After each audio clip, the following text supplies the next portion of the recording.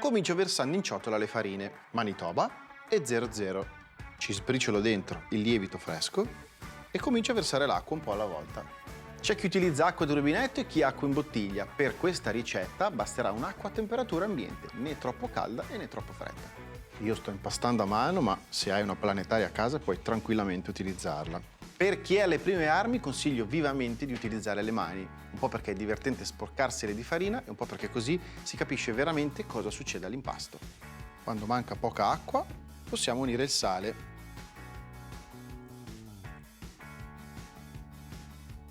Trasferisco l'impasto sul piano da lavoro e continuo a impastare. Piano piano l'impasto inizierà a non appiccicarsi più alle mani e sarà sempre più liscio. L'impasto non appiccica più, però ancora se tiro si strappa, quindi la maglia glutinica ancora non si è formata. Ognuno ha il suo metodo di impastare.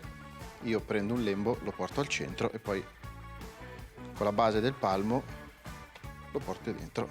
L'impasto è quasi pronto, ora è un po' stressato, quindi lo lascio riposare sotto ciotola per 5-10 minuti. L'impasto riposato, gli facciamo un paio di pieghe. Prendo e porto al centro, prendo e porto al centro e poi tiro verso di me in questo modo, creando tensione all'impasto. Una breve pirlatura, copro con pellicola e lascio lievitare 6 ore. Parte la prima lievitazione. Poi dipende sempre dalla temperatura. In inverno, per esempio, io lo tengo nel forno spento, mentre in estate lo lascio fuori. L'importante è che sia ben coperto e lontano da spifferi.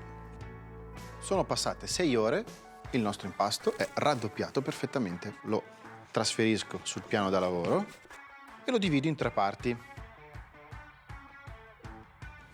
Ad ogni pezzo di impasto do delle pieghe fino ad ottenere una pallina.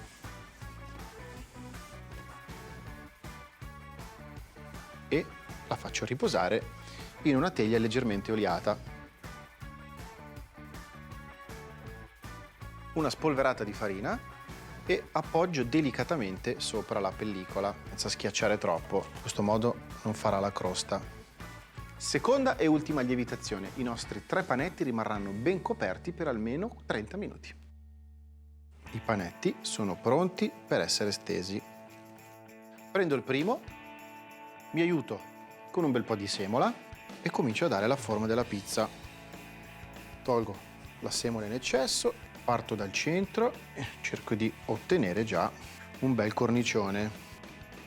Prendo la pala, ci stendo l'impasto sopra, la sistemo per bene, condisco con la passata di pomodoro, un giro d'olio e possiamo infornare.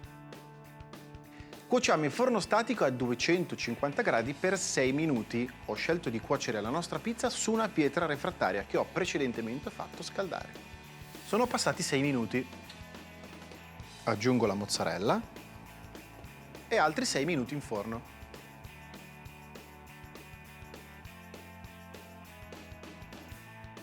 Ed ecco pronta la mia margherita.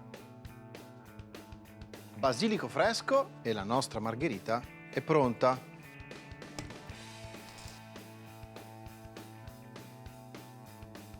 E adesso l'assaggio. Ragazzi, buonissima. Viva la pizza!